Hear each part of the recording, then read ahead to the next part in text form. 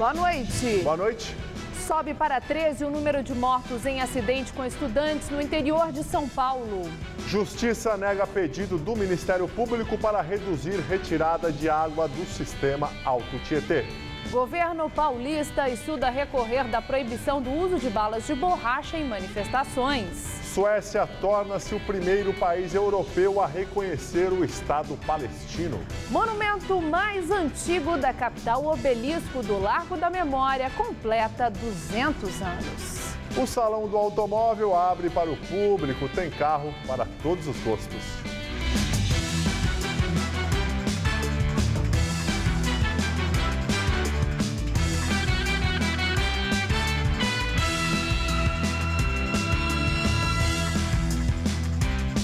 Tragédia em Ibitinga, sobe para 13 o número de mortos do acidente entre um ônibus e uma carreta. A polícia confirmou na madrugada de hoje mais 2 mortes. O estudante Leonardo Lucas dos Santos e a fotógrafa Larissa Souza Botassini. Os dois também estavam no ônibus que se chocou com uma carreta na rodovia Leônidas Pacheco Ferreira. As 2 vítimas estavam internadas em hospitais da região desde terça-feira, dia 28. Além de Leonardo e Larissa, outras 11 pessoas morreram no acidente. As causas da tragédia ainda estão sendo investigadas. A perícia técnica já esteve no local e o laudo criminalístico deve ficar pronto em 30 dias. Organizador de rolezinhos é morto por um amigo na zona leste da cidade. Segundo testemunhas, Leonardo Pereira de Almeida, de 18 anos, teria disparado a arma durante uma brincadeira. O revólver pertencia a uma terceira pessoa, Robson dos Santos Lopes, de 30 anos, que foi preso em flagrante por porte ilegal de armas. O amigo também foi detido.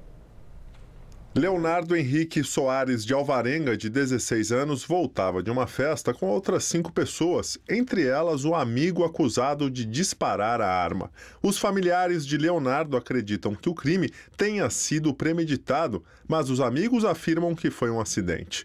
O jovem era um dos organizadores dos rolezinhos, encontros em shoppings marcados pelas redes sociais, que chegaram a causar tumulto no início do ano. Quadrilha estoura caixas eletrônicos de agência da zona norte da cidade.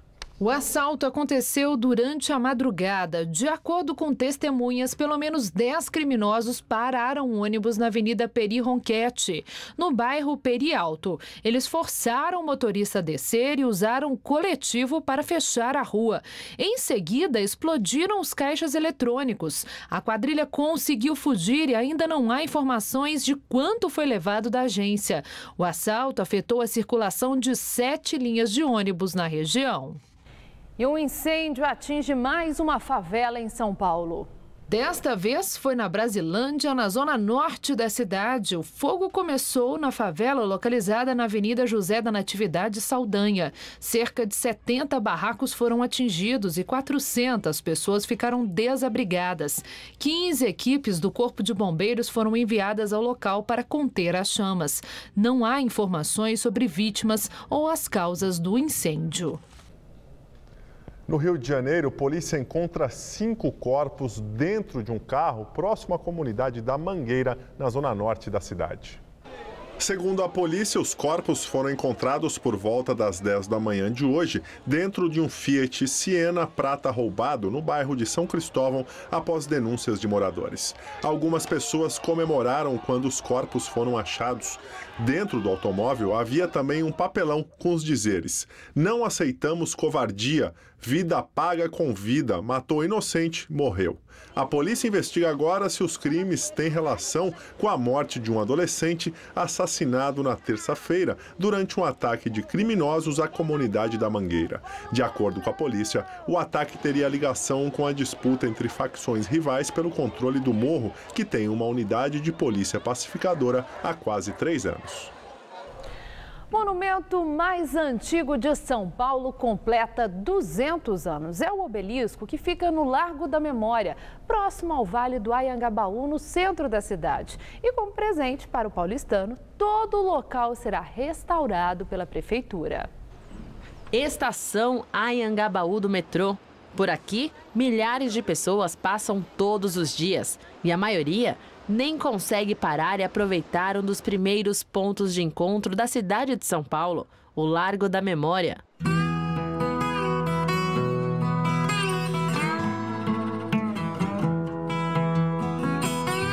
Que era uma espécie de encruzilhada da cidade, ou seja, onde se encontravam os principais caminhos que se vinham de litoral e interior para chegar até aqui. Fizeram essa obra, esse monumento, né, onde as pessoas, além de chegar na cidade, tinham um lugar para beber água da fonte, né, e também para dar água para os cavalos que chegavam exaustos do interior. Douglas é jornalista por formação, mas por vocação é pesquisador da história paulistana. Ele conta que o projeto do obelisco e das fontes que vemos hoje é bem diferente do original. Foi alterado quando a obra completou 100 anos. A luta é conseguir preservar o patrimônio arquitetônico e cultural, já que hoje o lugar concentra moradores de rua e virou alvo de pichações. O turista, quando vinha aqui, ou mesmo o paulistano, encontrava um lugar que não dava, fora o cheiro ruim que dava, né? Encontrava um lugar que não dava para você parar, tirar foto, observar, descansar um pouquinho, que era a proposta do monumento antigamente, né? Para comemorar o bicentenário do primeiro monumento da cidade, a prefeitura organiza uma série de apresentações culturais.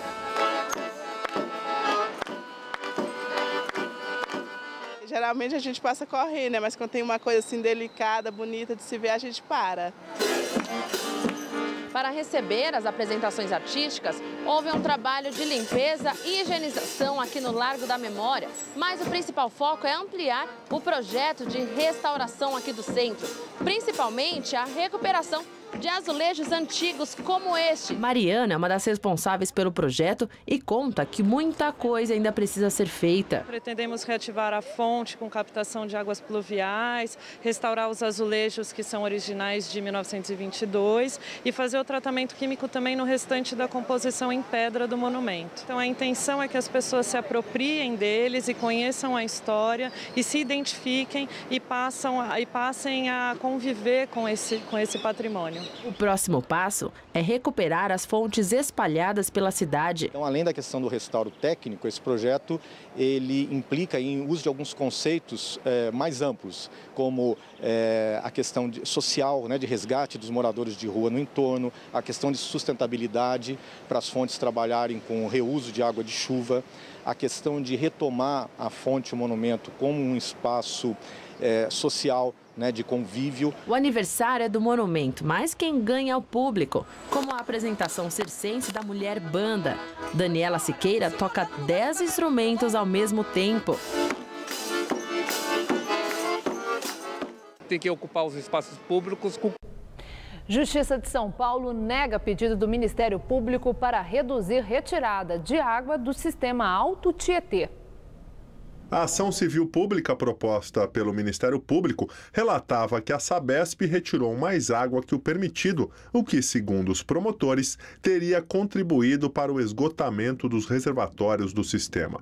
Em sua decisão, o juiz Marcelo Sérgio afirma que o Poder Judiciário não pode interferir nos atos de gestão da administração pública, não sendo recomendável que a vontade do promotor de justiça substitua a vontade do administrador. O Alto Tietê é o segundo maior sistema de abastecimento de água do estado, formado por 5 reservatórios localizados entre os municípios de Suzano e Salesópolis. Ele é responsável pelo abastecimento de mais de 4 milhões de pessoas na Grande São Paulo. Hoje, o nível do Alto Tietê caiu para 6,8%, o menor de sua história. E depois de dias bastante secos, a Grande São Paulo registrou pancadas de chuva. Choveu de forma moderada hoje à tarde em Guarulhos. E segundo os meteorologistas, amanhã áreas de instabilidade devem aumentar a possibilidade de chuva aqui na capital.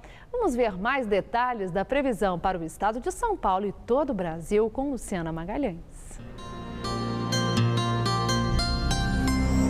Áreas de instabilidade se espalham pelo Brasil e a sexta-feira terá chuva em todas as regiões. Com exceção do Rio Grande do Sul, onde uma frente fria deixa o tempo fechado e com chuva o dia todo, nas demais áreas brasileiras, o sol aparece, mas ocorrem pancadas de chuva. O tempo só fica firme e ensolarado no litoral sul do Rio de Janeiro e na área que vai do norte do Maranhão até o norte da Bahia. Máximas amanhã de 34 graus em Belém e os termômetros podem marcar 38 graus no Rio de Janeiro. São Paulo terá uma manhã de céu claro, mas ao longo do dia, por causa do calor e da alta umidade, nuvens carregadas se formam e pode chover de forma isolada entre a tarde e a noite. No centro-oeste, máxima de 36 graus em Araçatuba. No norte paulista, máxima também de 36 em Ribeirão Preto. E na faixa leste, máxima de 35 graus em Campinas. Na capital, tanto na sexta quanto no sábado, sol com pancadas isoladas de chuva a partir da tarde. Máximas de 34 e 32. E no domingo, a nebulosidade aumenta e chove também à tarde e à noite. A máxima cai para os 28 graus.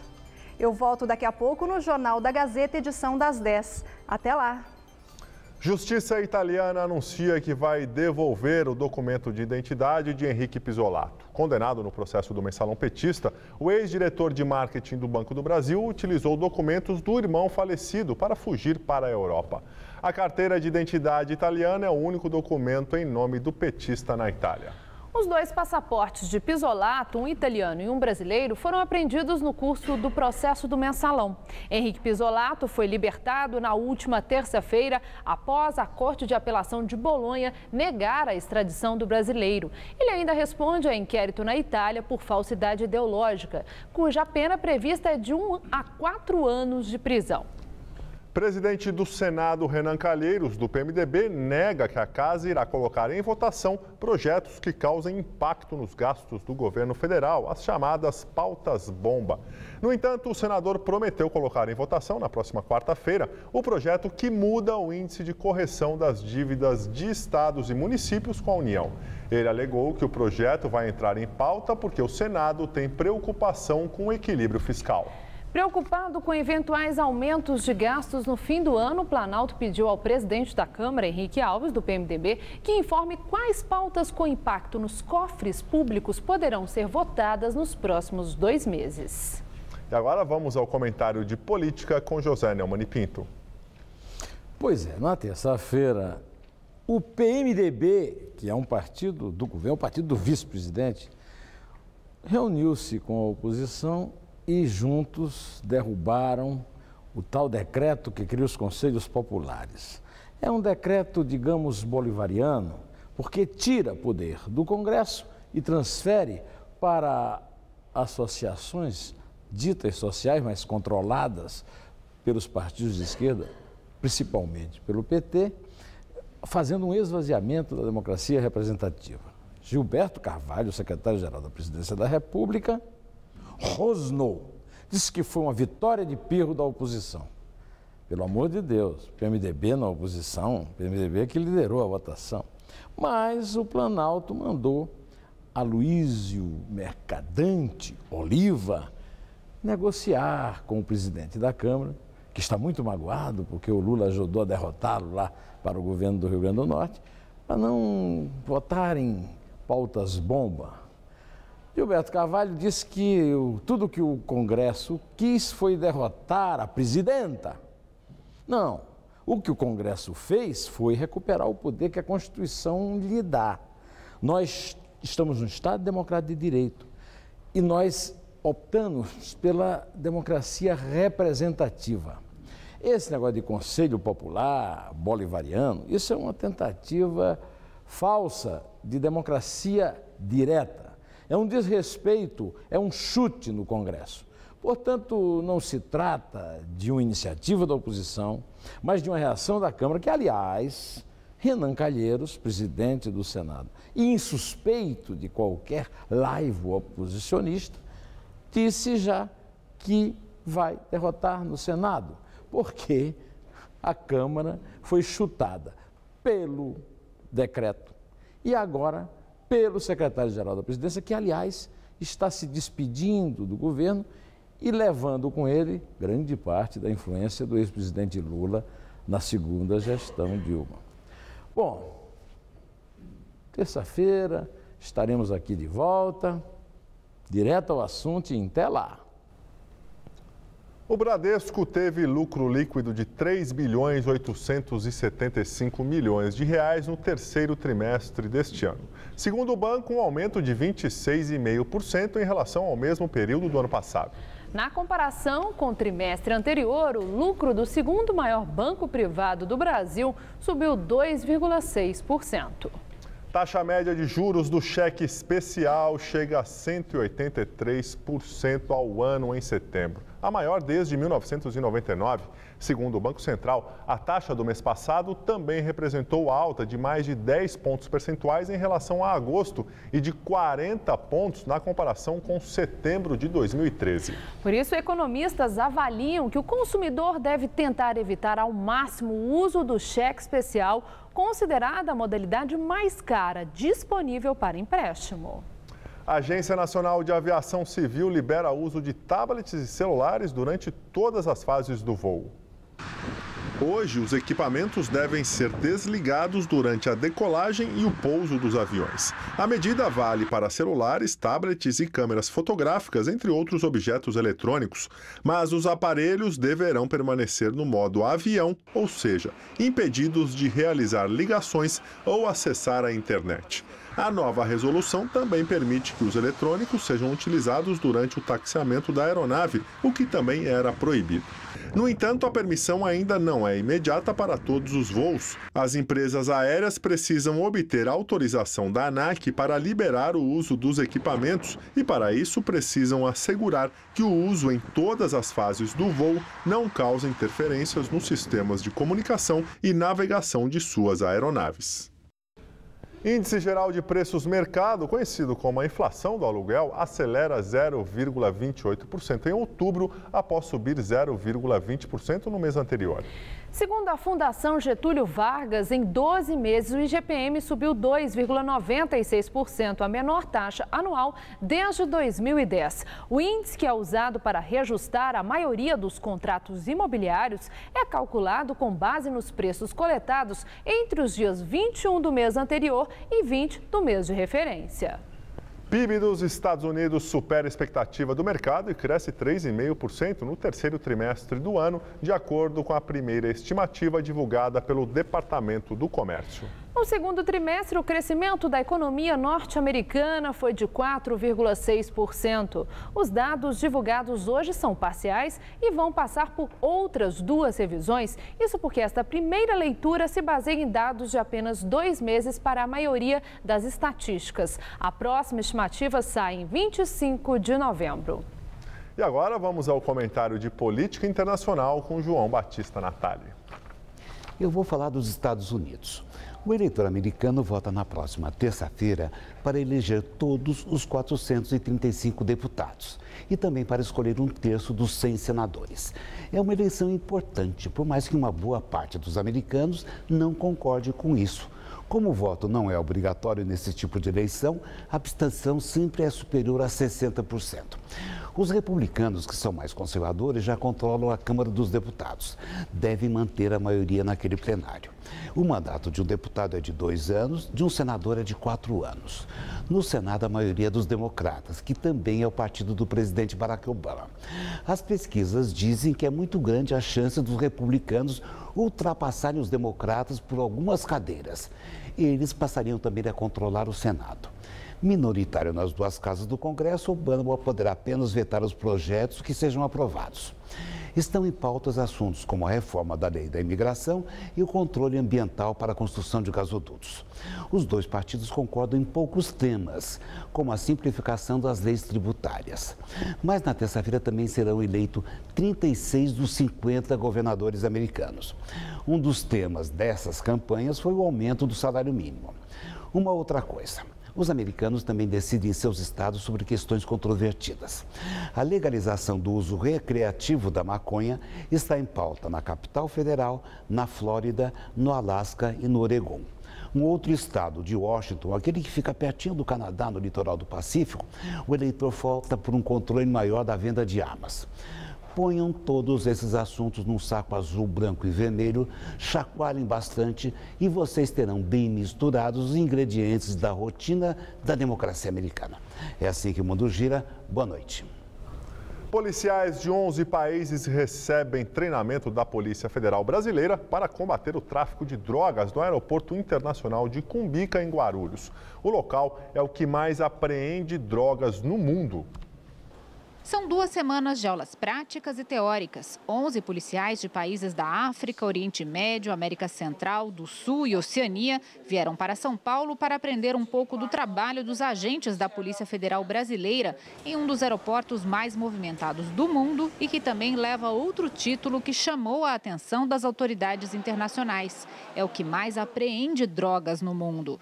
Nos últimos 10 anos, foram 13 toneladas de cocaína e mais de 3 mil narcotraficantes presos. De janeiro a outubro deste ano, mais de 1 tonelada da droga foi apreendida. O Brasil não produz 1 grama de cocaína. Entretanto, os nossos vizinhos, Peru, Bolívia e Colômbia, são os únicos produtores da cocaína de todo o mundo.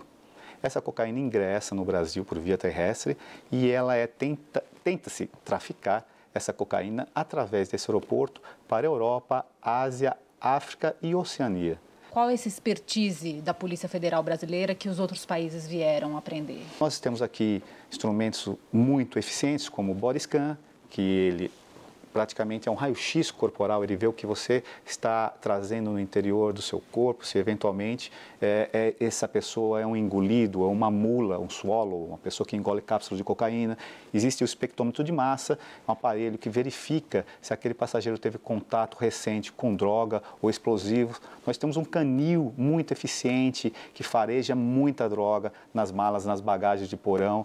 Raio-X, temos o detetor de metal, ou seja, temos um centro de inteligência muito eficiente, mas tudo isso só é exitoso em razão da experiência dos policiais federais que trabalham nesse aeroporto. A maior parte da droga apreendida aqui em Cumbica estava com traficantes que iam deixar o Brasil. Por isso, a cooperação internacional é tão importante. Ao mesmo tempo que a nossa polícia pode evitar que a droga chegue a outros países, é preciso estimular também que ela não desembarque por aqui.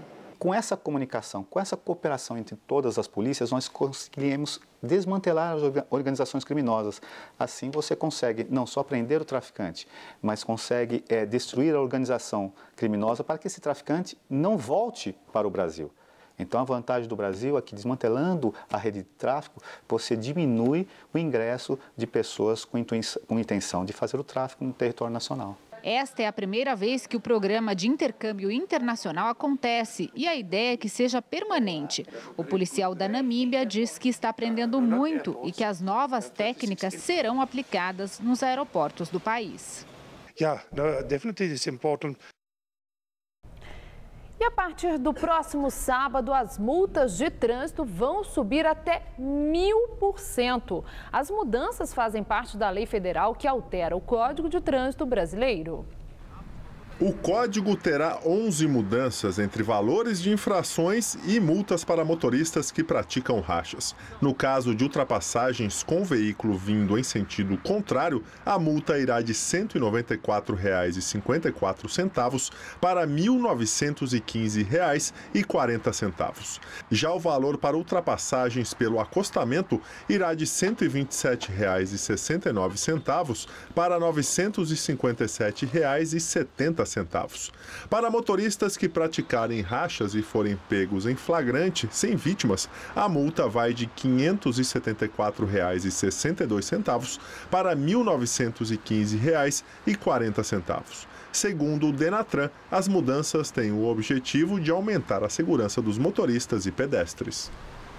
E uma feira em São Paulo apresenta as novidades para animais de estimação, com itens que vão de cerveja a joias e produtos cada vez mais exclusivos. O mercado pet não vê crise aqui no Brasil, expectativa de aumento de 8%. movimentando 16 bilhões e meio de reais. Aqui nesta feira em São Paulo, com as novidades do setor, são 350 marcas nacionais e estrangeiras. Mas aqui em São Paulo, são 2.600 lojas pet. E aí é preciso se diferenciar. Que tal, então, um ofurô para os cachorros? A Malu, por exemplo, aprovou. Vai sair daqui bem mais calminha. É um jeito de garantir um bom negócio constante. E o Salão do Automóvel abriu hoje para o público em São Paulo. Esta é a 28ª edição do evento, que traz as novidades para os fãs de carros. Antes do salão ser aberto ao público, o prefeito de São Paulo, Fernando Haddad, e o governador Geraldo Alckmin viram de perto as novidades do setor automobilístico. Hoje foi a abertura oficial do evento. Durante a cerimônia, o protocolo foi quebrado por um ativista do Greenpeace, que subiu ao palco com uma faixa que dizia: "Chega de enrolação, carros eficientes já". Logo ele foi retirado pelos seguranças. O Salão do Automóvel de São Paulo é considerado um dos 5 mais importantes do mundo, junto com as versões de Frankfurt, Paris, Genebra e Detroit.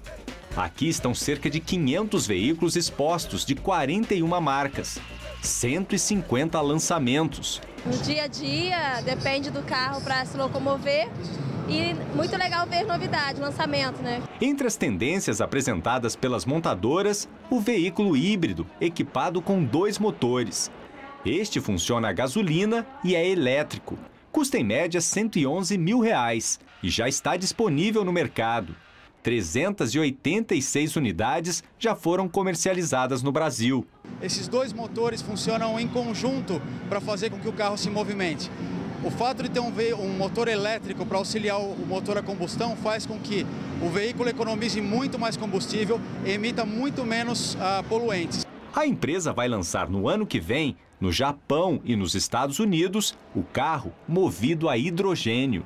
E o mais legal de tudo isso, que a única coisa que esse veículo emite depois de se movimentar é água. Este outro é ecológico. A gente colocou terra para ser a pintura do carro, então a pintura é 100% ecológica, a gente não usa nenhum solvente. Por dentro ele também tem uma particularidade, a gente usou couros, por exemplo, couro de pirarucu do nosso peixe símbolo aqui do Brasil. Usamos cortiça de rolha de garrafa, a gente processou essa rolha e virou um revestimento interno também do carro. E o interessante aqui do salão é que, além de conhecer todas essas grandes máquinas, a gente pode também experimentar algumas sensações que seriam muito difíceis, como, por exemplo, participar de uma prova de Stock Car. É nesse simulador aqui que a gente vai entrar agora.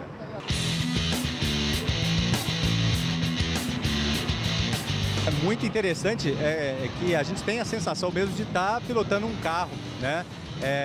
Tanto o esforço físico que a gente faz. Ele foi desenvolvido em parceria com os pilotos da Stock Car, foi feita toda a telemetria dos pilotos junto aos carros para reproduzir exatamente todas as sensações que ele tem. A expectativa é que 750 mil pessoas visitem a feira até o dia 9 de novembro. Gil trouxe os 2 filhos, que já são apaixonados por carros. Para mim já vem do sangue, porque meu pai já trabalha com carro, eu trabalho com carro. Eles ainda não sei, mas a gente gosta bastante.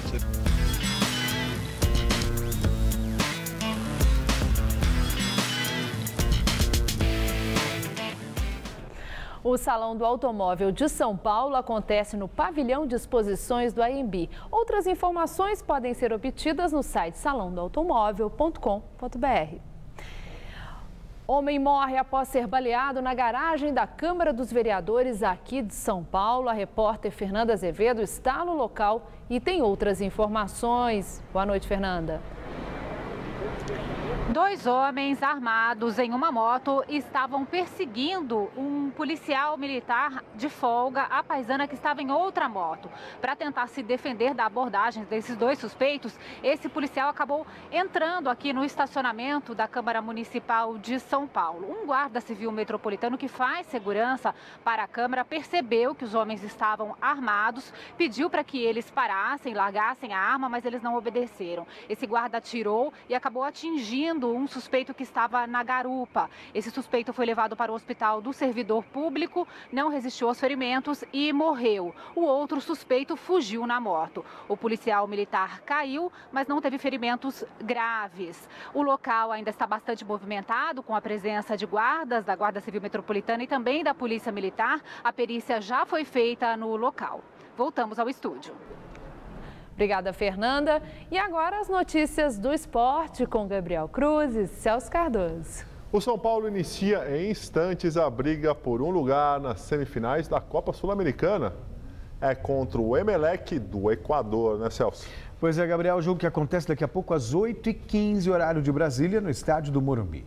Vencer por boa margem de gols é o objetivo principal do time paulista, que sonha com o segundo título da competição. Ser campeão, levantar uma taça, independente de qual seja, é tudo que o São Paulo quer para fechar com chave de ouro o ano de 2014. Todo mundo deve ser obcecado por título. Eu sou muito, quero vencer porque eu nunca venci uma competição do tamanho da Sul-Americana aqui no Brasil. Passei pelo Vasco, pelo Grêmio. O que torna o São Paulo ainda mais obcecado por terminar a temporada com um título é a vontade de coroar o fim da carreira de Rogério Ceni com um troféu. O obstáculo da vez na luta pelo título da Copa Sul-Americana é o Emelec, que eliminou o Goiás nas oitavas de final.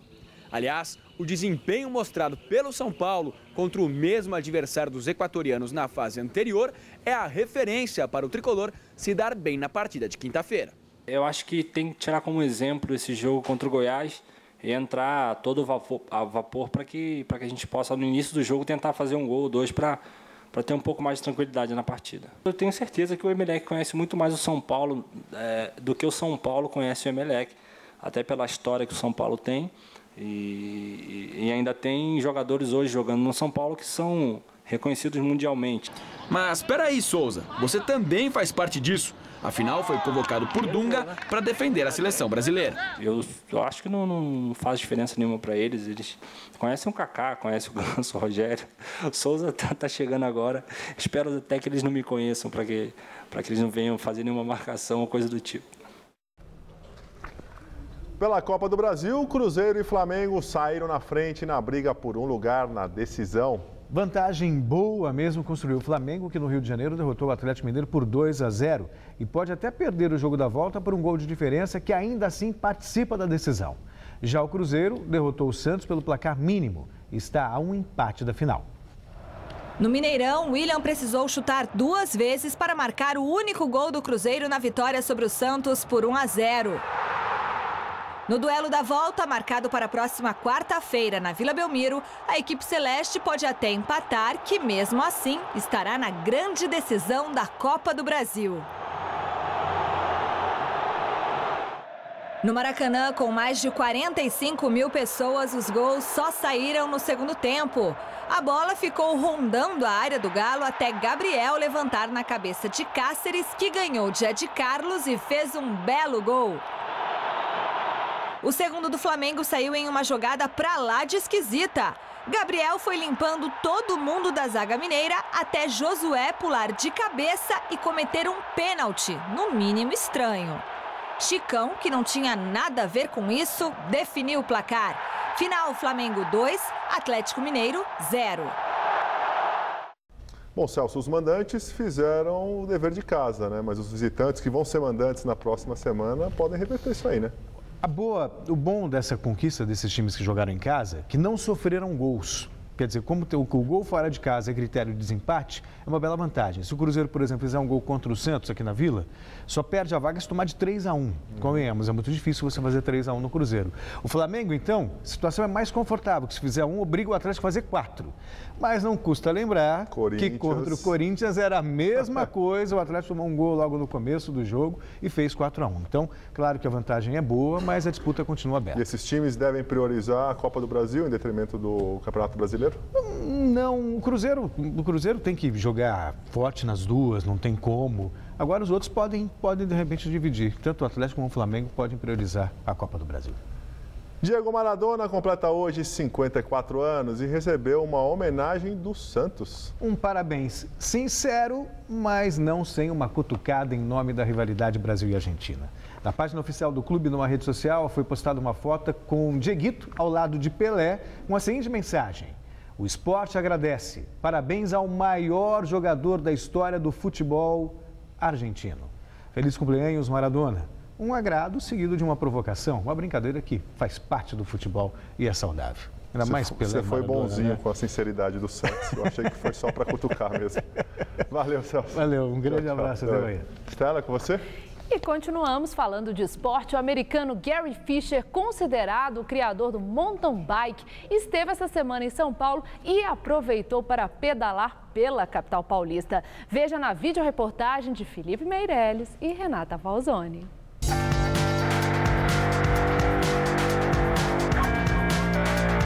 Uma das modalidades olímpicas do ciclismo é o mountain bike, o ciclismo de montanha, que foi inventado na periferia da cidade de São Francisco, Califórnia, nos Estados Unidos, nos idos anos 80. Um dos principais personagens dessa história é o americano Gary Fisher, que desenvolveu as primeiras bicicletas para serem usadas em todo o terreno. Gary nunca deixou de pedalar e é hoje um dos principais nomes mundiais quando o assunto é bicicleta enquanto mobilidade, tecnologia e saúde. I have been working with many city leaders in the world and telling them this type of transit inside of the city is finishing. It's over. We need active transit. We need, our environment to change. And this is all going on right now because you build infrastructure for the future. You don't build it for the past. Don't build any more roadways straight through our cities. This is killing people. It's killing our spirit. It's killing us physically. We need the new paths, the new ways. You ride by bike, you walk, and your city becomes a paradise. Pela primeira vez aqui no Brasil, Fisher combinou uma intensa agenda de muita aventura. Em Cotia, cidade vizinha, pedalou por trilhas. Uma vez aqui em São Paulo, atendeu a um convite do prefeito para acompanhá-lo de sua residência até a prefeitura. De bicicleta, é claro. Entre os assuntos conversados de forma bastante informal, tivemos a desoneração de impostos sobre bicicletas e saúde pública. Ele corretamente está dizendo que nós estamos gastando uma montanha de recursos públicos em saúde, quando nós poderíamos ter ações preventivas e de promoção da saúde, em que a bicicleta pudesse fazer parte, de um outro cenário. Acessibilidade. Nossa equipe testou alguns bares e restaurantes de São Paulo para saber se eles são acessíveis para pessoas com deficiência. Só este ano, a Prefeitura registrou 578 reclamações e aplicou 314 multas. Um tiro durante um sequestro relâmpago há 13 anos mudou a vida de Ricardo. Ele perdeu o movimento das pernas e passou a usar cadeira de roda. Além da dificuldade de se locomover pela cidade, o hábito de sair para comer fora mudou radicalmente. No começo eu pesquisava primeiro pelos locais que tinham acessibilidade, depois para decidir aonde eu gostaria de ir. Eu estava deixando de frequentar muitos lugares que eu gostaria. Então eu decidi mudar meu perfil, vamos dizer assim, e ir em qualquer lugar que eu queira, 2 decretos, um federal e um municipal, definem as regras de acessibilidade.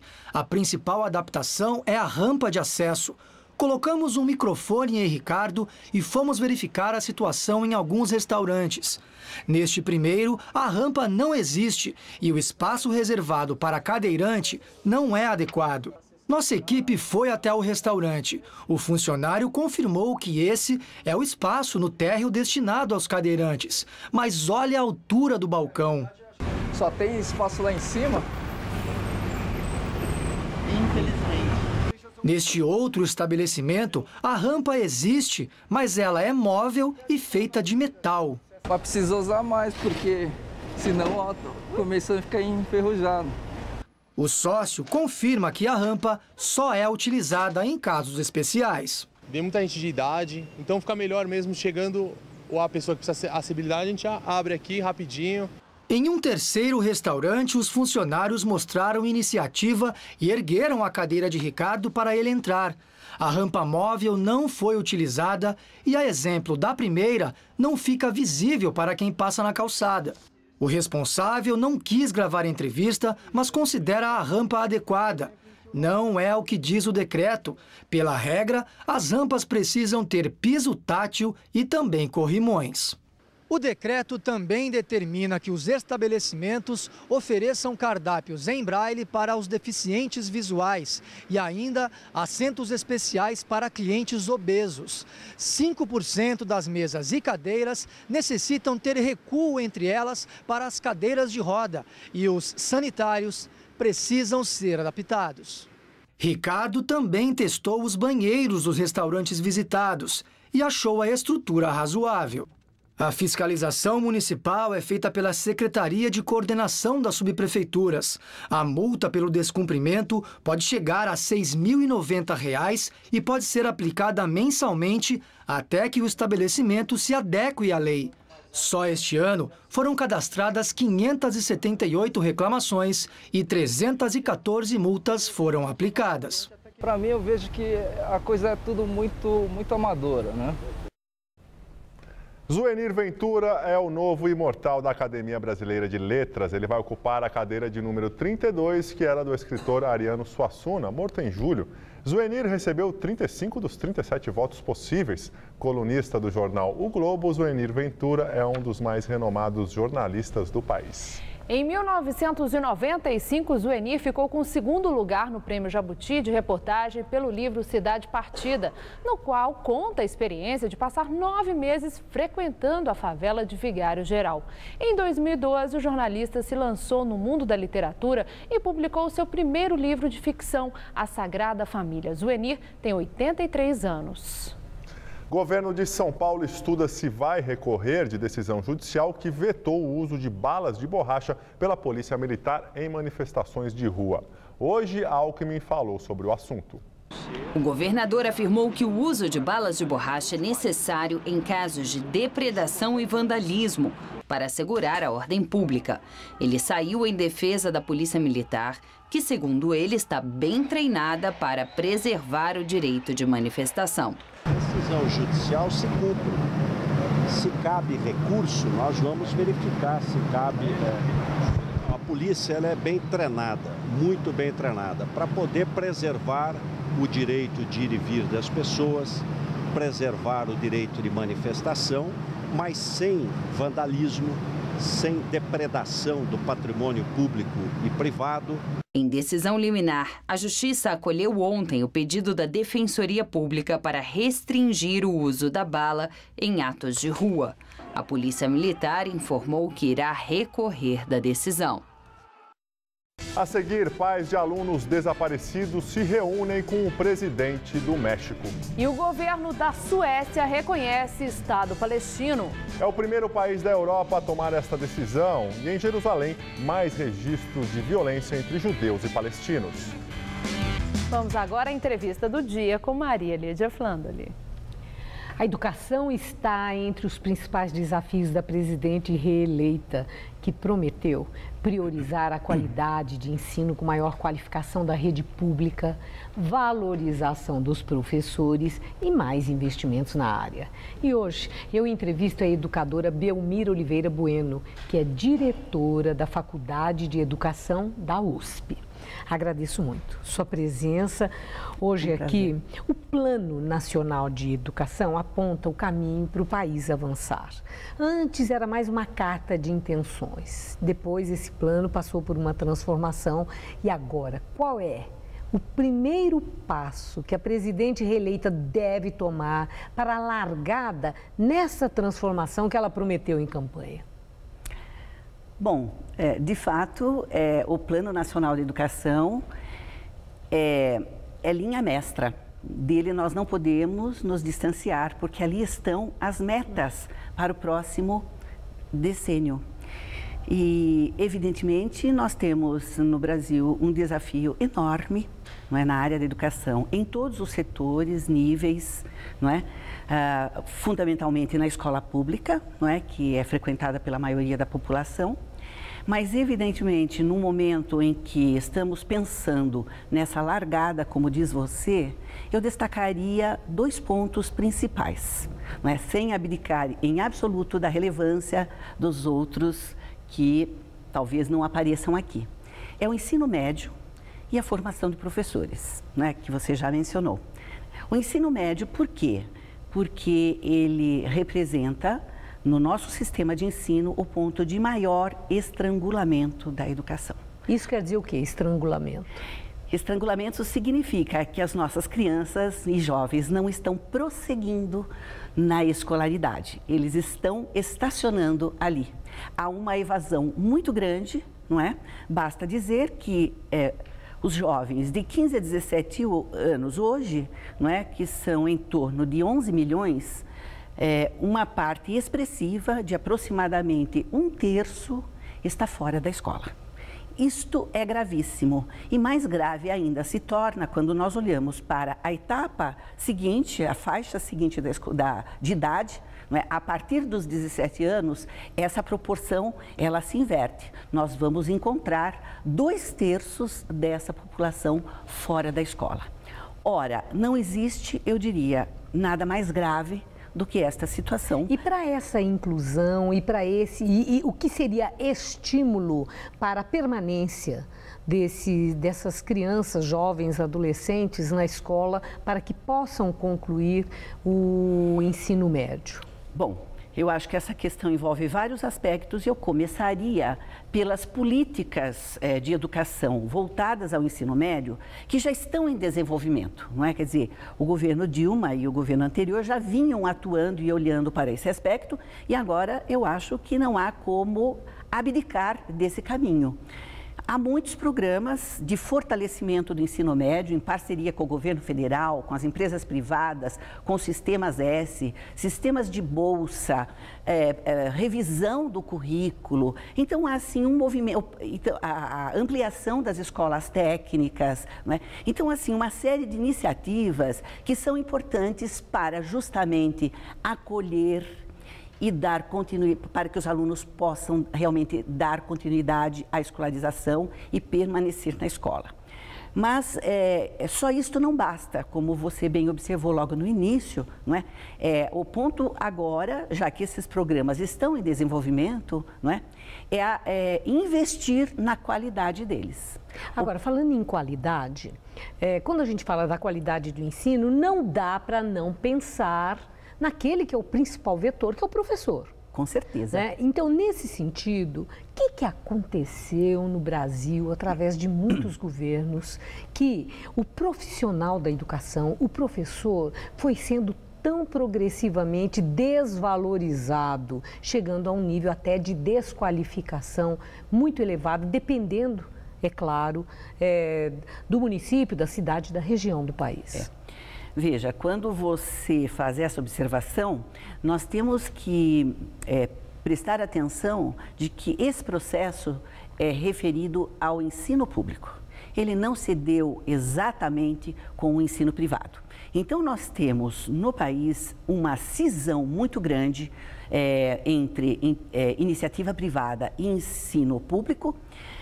Houve uma abertura muito grande, isso desde há muito tempo, mas principalmente a partir dos anos 70, relegando para o ensino público, não é, as escolas que iriam acolher as novas populações de crianças vindas de estratos sociais que antes estavam à margem da escola.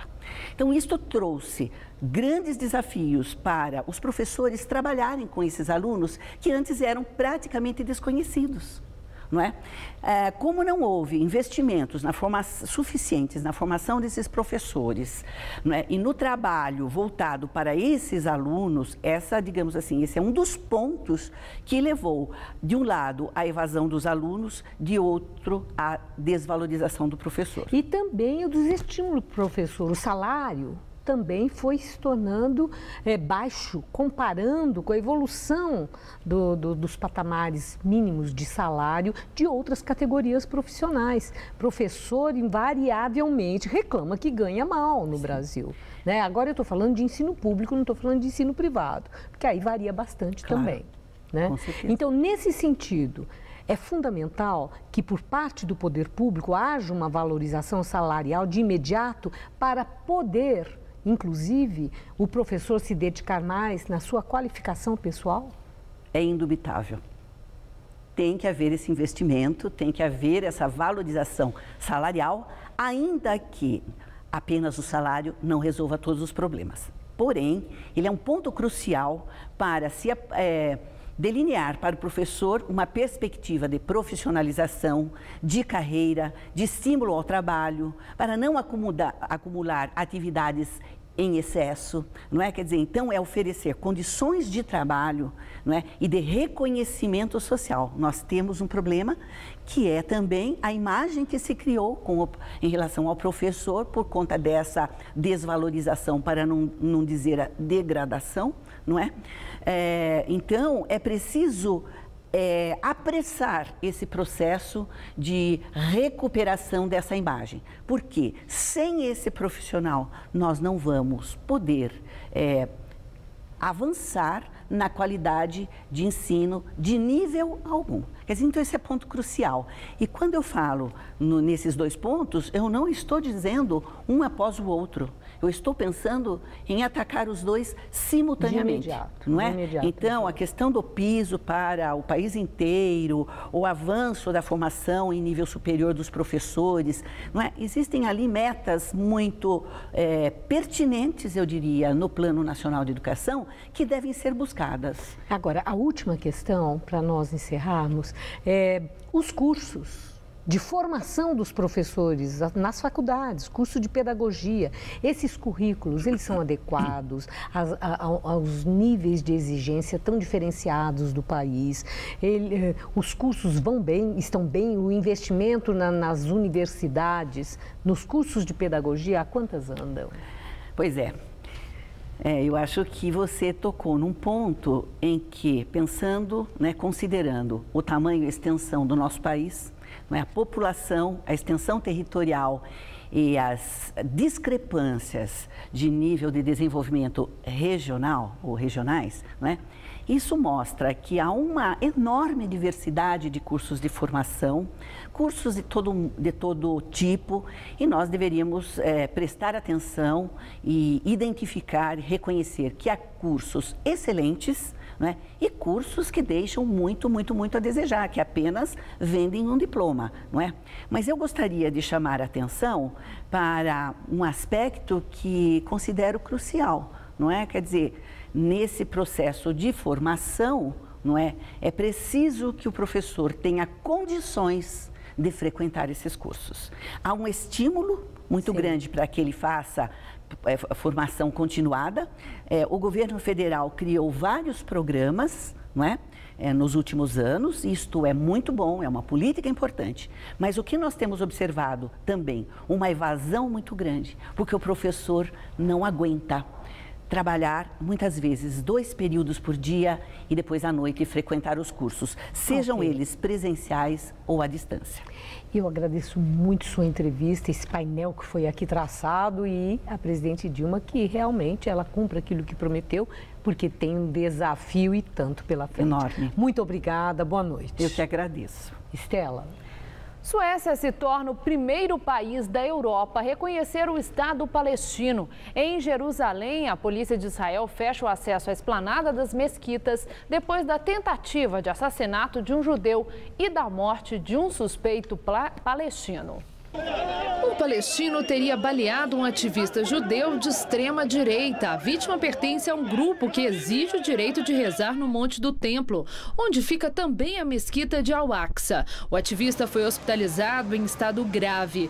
A polícia fez buscas em Jerusalém Oriental, cercou uma casa e teria sido recebida com tiros. O suspeito palestino foi morto. Depois dos incidentes, a esplanada das mesquitas foi fechada a todos os visitantes por precaução.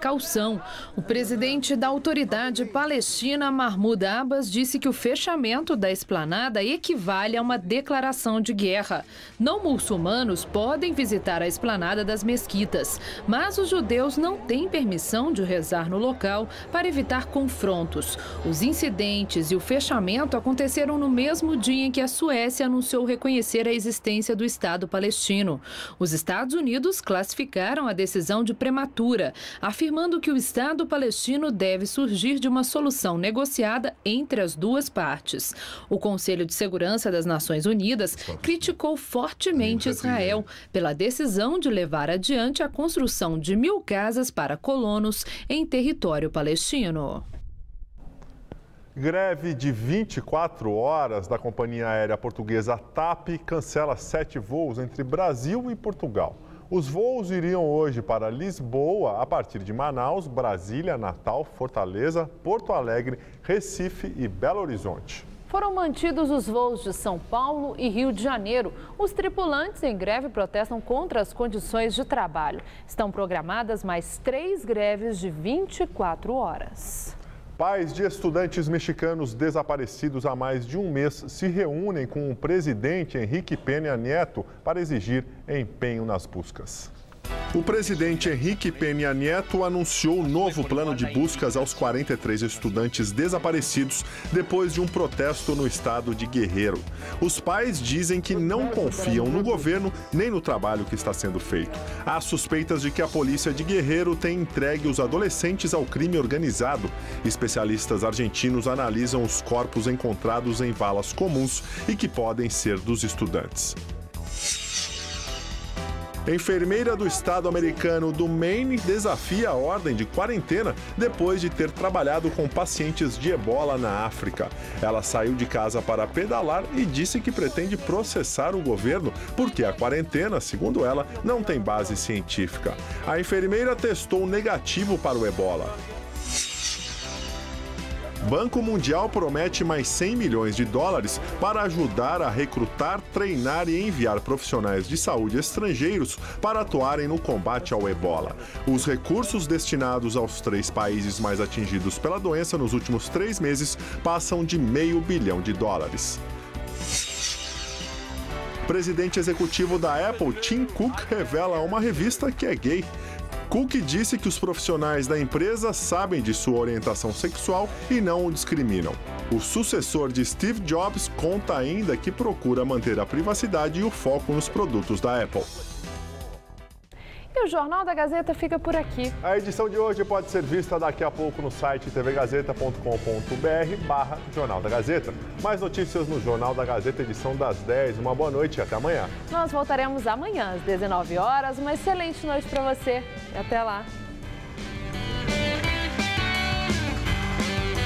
Entenda os motivos da crise de água em São Paulo com o Todo Seu. Hoje, 10h30 da noite.